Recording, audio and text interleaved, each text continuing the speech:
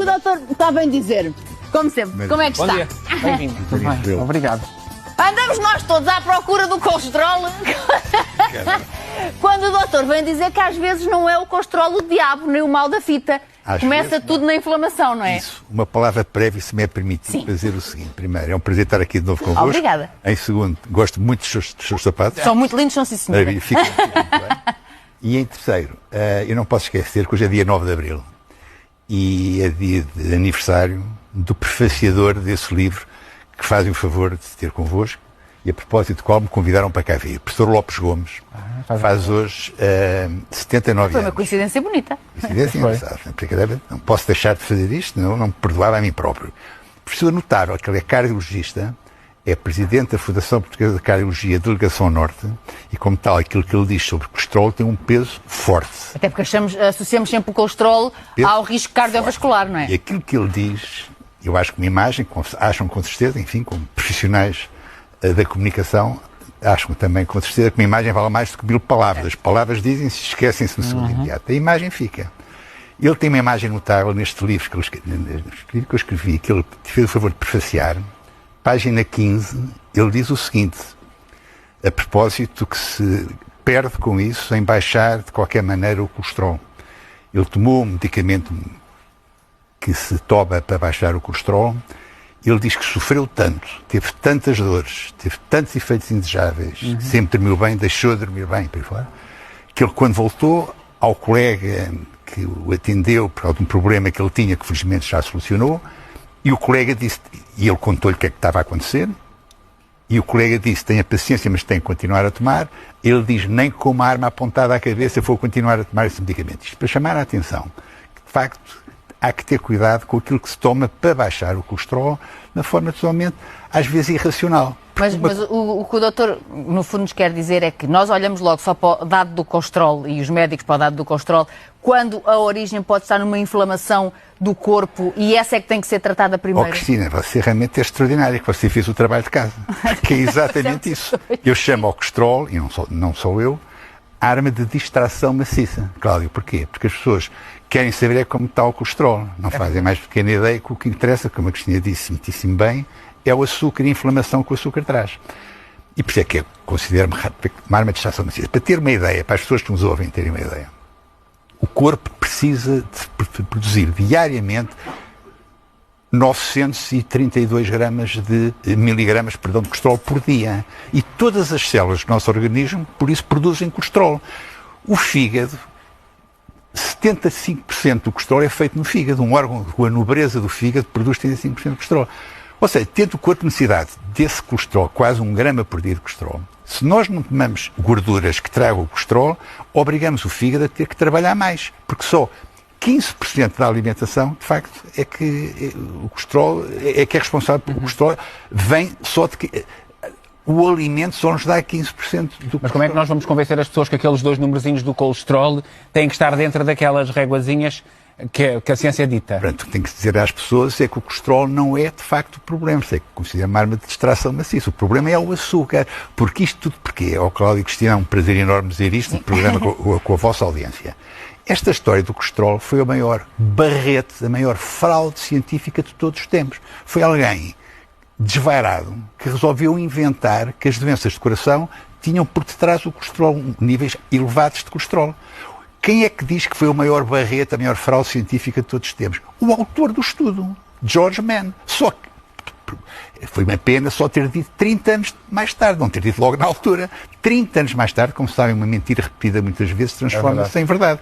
30 anos mais tarde já estava o conceito adquirido, arquivado, muito medicamentozinho para baixar o colesterol. Houve uma altura em que os valores normais eram 320, hoje já vai em 180.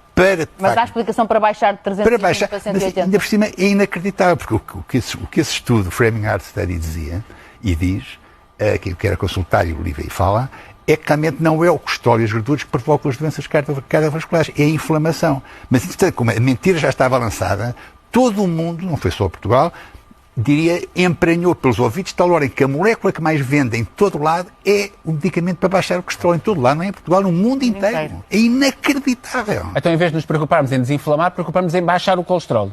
em vez de nos preocuparmos em baixar o colesterol, devemos nos preocupar em desinflamar.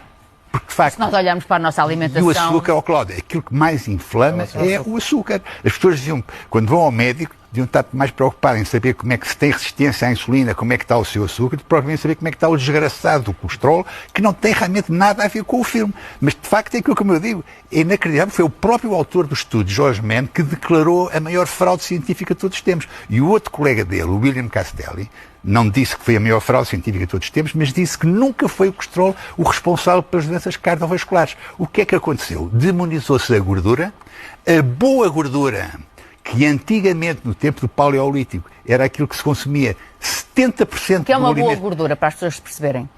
Já é a gordura da carne, a boa gordura da carne, a banha. Quando se cozinhava com banha não havia doenças de coração que há hoje, não havia as doenças cardiovasculares que há hoje. As doenças cardiovasculares que há hoje foi porque se deixou de comer banha, demonizou-se a banha, ai que horror a gordura, e passou-se a usar óleos vegetais e óleos de sementes, e é um desastre completo. Mas, portanto, gordura animal, gordura do peixe, ovos, coco, abacate, noz e amêndoas, azeite.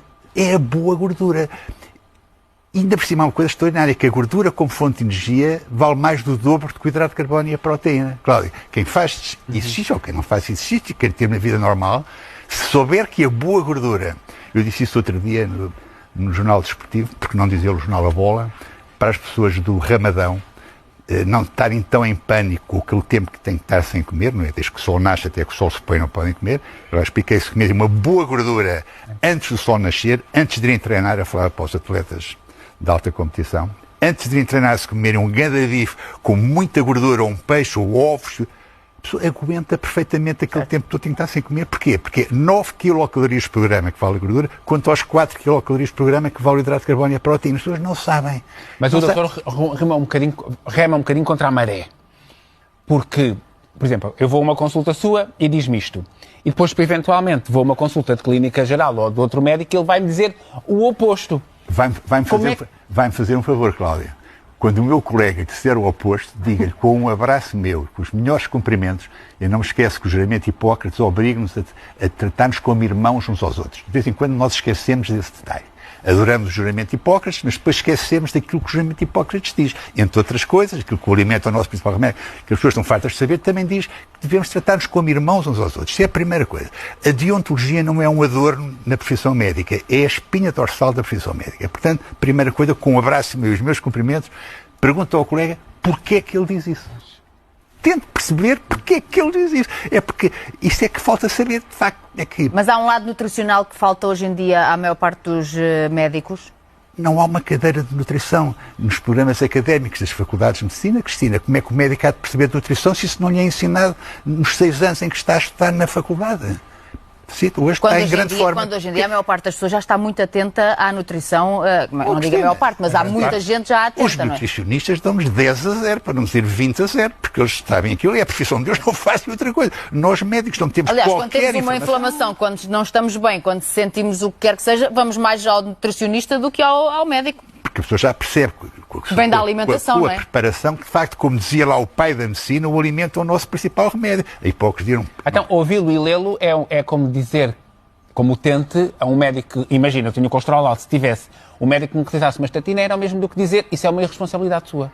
É dizer assim, ao doutor, ao colega, em que deve ser preciso, não é? há quem, se quiser falar do meu nome, não falo, há quem realmente não pensa assim e sustenta a sua opinião desta maneira. Primeiro, esse grupo de medicamentos que falou tem efeitos secundários francamente indesejáveis. Nós começámos este nosso programa salientando aquela frase do cardiologista, eminente cardiologista, que faz hoje anos, 9 de abril, professor Lopes Gomes, que disse que nem com uma arma apontada à cabeça ele continuaria a tomar aquilo. Porquê? Porque sofreu para caramba durante 1 mês ou 2 que eu tive que tomar aquela história, além de ter deixado de dormir, quando sempre dormia bem. Não sei. Portanto, o pai da medicina, o Hipócrates, entre as coisas que ele dizia, disse uma que é extraordinária, que é primeiro não fazer o dano. Em latim é mais giro, primo non nocere. Evitar a doença primeiro, não é? Quer dizer, mas se eu tomar uma coisa carregada de efeitos indesejáveis, que só se fosse mesmo inevitável tomá-la. Porque, de facto, primeiro não fazer o dano, tomar uma coisa que está cá carregada de efeitos indesejáveis, não é só o raio das dores nos músculos. Em 2004, a Agência Europeia do Medicamento classificou as estatinas como diabetogénicas. Portanto, elas provocam diabetes e aumentam o risco de cancro. E agora eu vou dizer uma que, com certeza, que as pessoas da minha idade, que já ligam muito à testosterona e à sua libido, né? Toda a gente liga, mas à medida que se vai entrando na idade, a testosterona vai abaixo, mais preocupados nós estamos com a libido.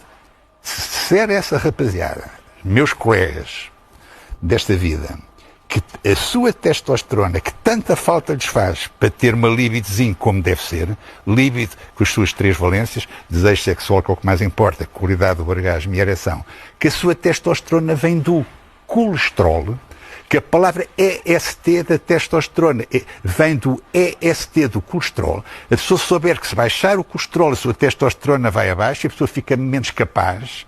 Talvez aí pense 2 vezes antes de tomar o não sei o que para baixar o colesterol. O importante é perceber que é na alimentação que está o remédio. E o Lá açúcar, está. como Cláudia, é de facto a inflamação que o açúcar traz, que é responsável pela grande maioria, não todas, das doenças cardiovasculares. Portanto, o objetivo deve ser cortar com o açúcar e tudo aquilo quando possa, de facto, provocar inflamação. Não é só o açúcar. Leite e farinha branca.